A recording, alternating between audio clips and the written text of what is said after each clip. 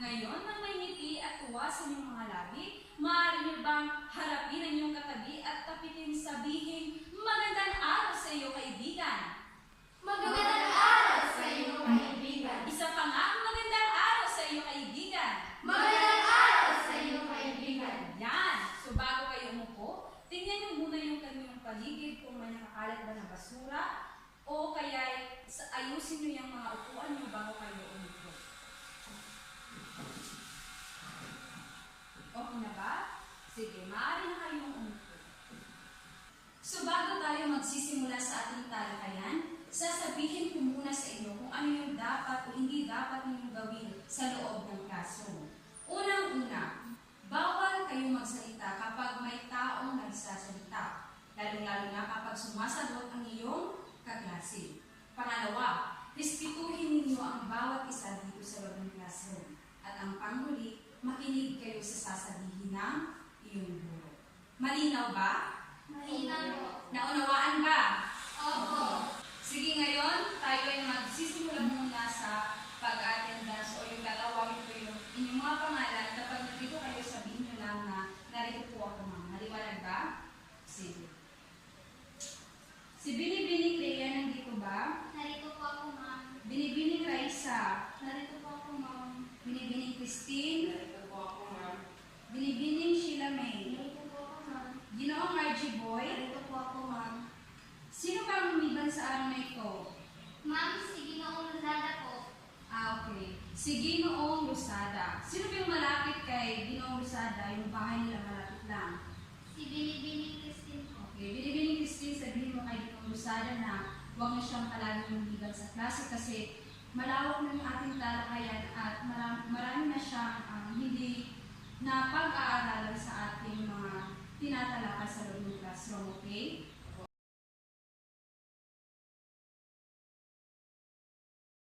Sa magandang araw muli, so narito yung ating panuntunan sa loob ng classroom. Ito ay tinatawag na ma'am. So madali lang natin maintindihan at maalaala yung mga panuntunan natin sa loob ng classroom. Unang-unang letra, nariyan yung letrang M.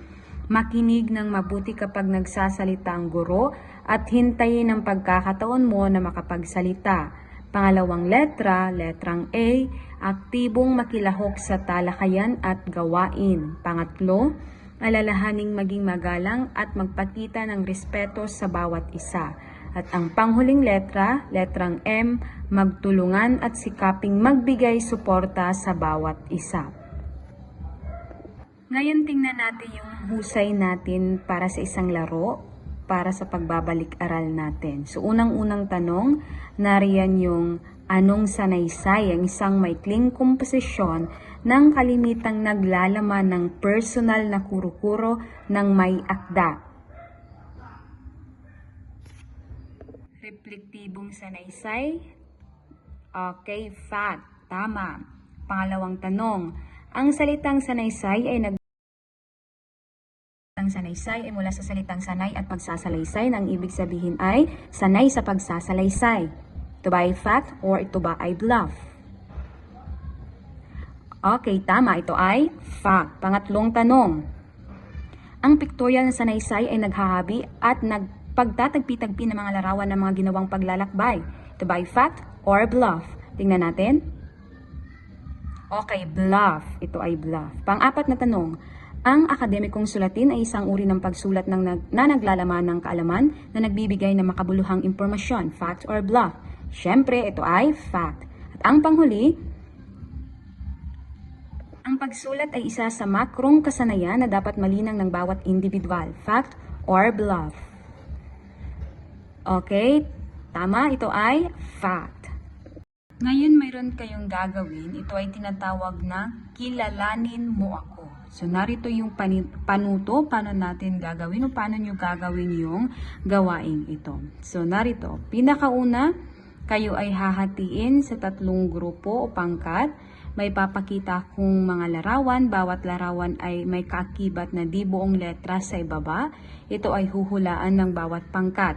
Paunahan, ngunit kailangan sa pagsagot, kailangan munang pumalakpak ng 3 beses bilang hudyat na alam ang sagot at bago sabihin ang buong letra. Okay, kung naunawaan na yung panuto, so sisimulan natin yung gawain. So unang larawan, may di buong letra dito na kung saan yung salita ay baylak. So ano kayong pagkakabuo ng salitang baylak? Okay, tama. Ito ay lakbay. So pangalawang letra o pangalawang larawan, tingnan natin kung ano yung ibibigay. Okay, pangalawang larawan, nariyan yung naysaysa. So ano kaya yung ibig sabihin ng naysaysa? Ano dapat yung pagkakabuo ng salita? Tama, ito ay sanaysay. Okay, pangatlong salita, ito ay may mga letra or di buo na kung saan meron tayo ditong kutular. So ano ibig sabihin ng kutular? Okay, ito ay kultura. Nangangahulugang kultura. Okay, panglimang larawan. Ito ay may mga salita at di buong letra na binubuo dito na ralawan. Ano kayong ibig sabihin yan? Okay, ito ay salitang larawan.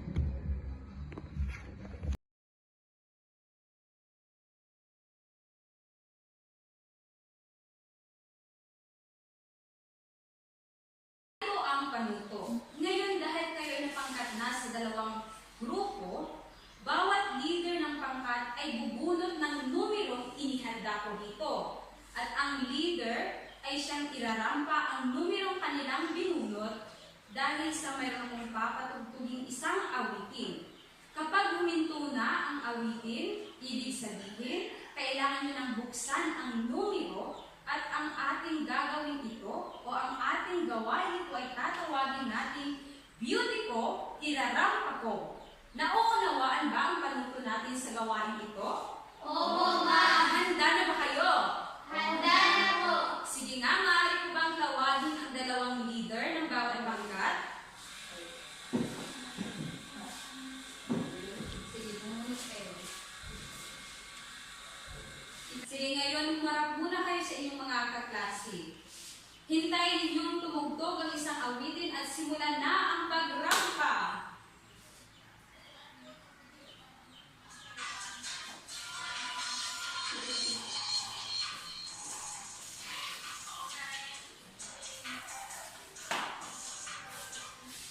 Wow! Palakpakan nga natin!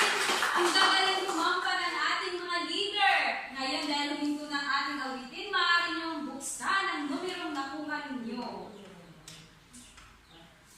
At ang nagwagi, ang pangkat, isa! Palakpakan natin! Napakagaling ang pangkat isa. Sige, Binibining Christine, maaari ka nang bumalik sa iyong upuan at Binibining Ria. Ngayon, bago ibabahagi ni Binibining Rhea ang nilalaman ng numerong kanilang nakuha, palakpakan muna natin ang ating mga sarili. Napakagaling ninyong lahat. Sige, Binibining Rhea, maaari mo bang ilarawan yung nakita mong larawan sa iyong numerong nakuha? Ma'am, ang napansin ko po ay may larawan ng mga mag-aaral na sumali sa patimpalak sa sabayang pagbasa. Magaling, palakpakan mo rin natin sa Binibining Rhea. Napakagaling ng inyong presentasyon sa ating unang gawain. Ngayon, alam niyo na yung salitang kwento sapagkat ito ay binahagi na ni Binibining Raisa kanina lang. Ngayon, ang ating activity ginawa ay may kaugnay sa ating paksang tatalakayin sa araw nito. Sige nga, Ginoong Mansuela, ano para sa iyo ang ating tatalakayin sa araw nito? Sa tingin ko po, ma'am, ang pagbasa ng sabay-sabay. Tumpak, napakagaling. Ang ating paksa sa araw na ito ay ang sabayang pagbigkas. Ang paksa natin ngayon ay tungkol sa sabayang pagbigkas. Sige nga, basahin ng sabay-sabay. Sabayang pagbigkas. Yan, ang ating paksa sa araw na ito. Ngayon, Binibining Christine, ano sa tingin mo ang salitang sabayang pagbigkas o yung natutunan mo mula sa ating paksa sa araw na ito? Ang sabayang pagbigkas po ay tawag sa sabay-sabay na pagbigkas sa tanghalan ng isang pangkat ng anumang akdang pampanitikan. Napakagaling, palakpakan natin ang bago natin matutunghayan ang ating talakayan sa ito, kung ano ba talaga ang ibig sabihin ng sabayang pagbigkas, mayroon muna tayong pangalawang gawain para sa araw na ito. Handa na ba kayo? Opo, ma'am. Sige, ang ating gagawin sa araw na ito ay ating tatawagin, palawakin natin ang ating kaisipan. Ang gagawin natin o ang gagawin ng bawat grupo, mayroon ako dito dalawang sobre na kung saan naglalaman ng salita. Ang bawat salitang nasa loob ay hahanapin ninyo ng kasing kahulugan. Bibigyan ko lamang ang bawat grupo ng 2 minuto upang buuin ang bawat salitang nilalaman ng sobre.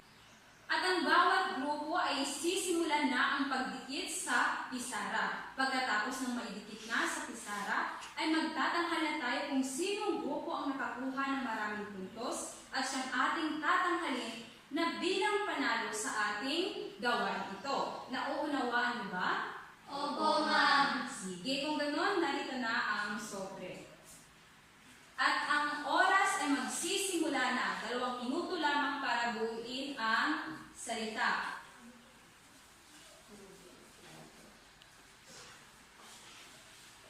Tapos na ang 2 minuto at ang bawat grupo ay kailangan nang idikit ang kanilang mga sagot sa pisara. Napakagaling! Ang gagaling ng bawat grupo sapagkat nakakuha kayo ng tamang sagot. At ibig sabihin lang yun, kayong 2 grupo ang tatanghalin na panalo para sa ating gawain ito.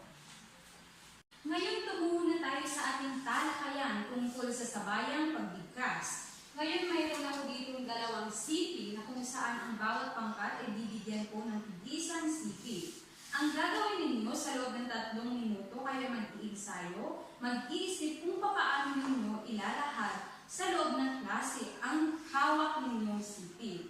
Ngayon masusukat ang kagalingan o ang pakikinig ng bawat isa dito sa loob ng classroom kung ano ang ilahad ng siyang individual sa kanilang klase ng nilalaman ng sipi. Ngayon, ibibigay ko na ang sipi. Bago muna ang lahat, naunawaan ba ang panuto? Opo, ma'am. Sige, ngayon magsisimula na ang inyong 3 minuto para sa pag-iensayo at pag-iisip. Tapos na ang 3 minuto at ang unang pangkat ang siyang maglalahad muna para sa nilalaman ng kanilang sipi. Napakagaling! Palakpakan natin ang inyong pangkat! Napakagaling! Ngayon naman ang pangalawang pangkat naman ang siyang maglalahad ng nilalaman ng kanilang sipi.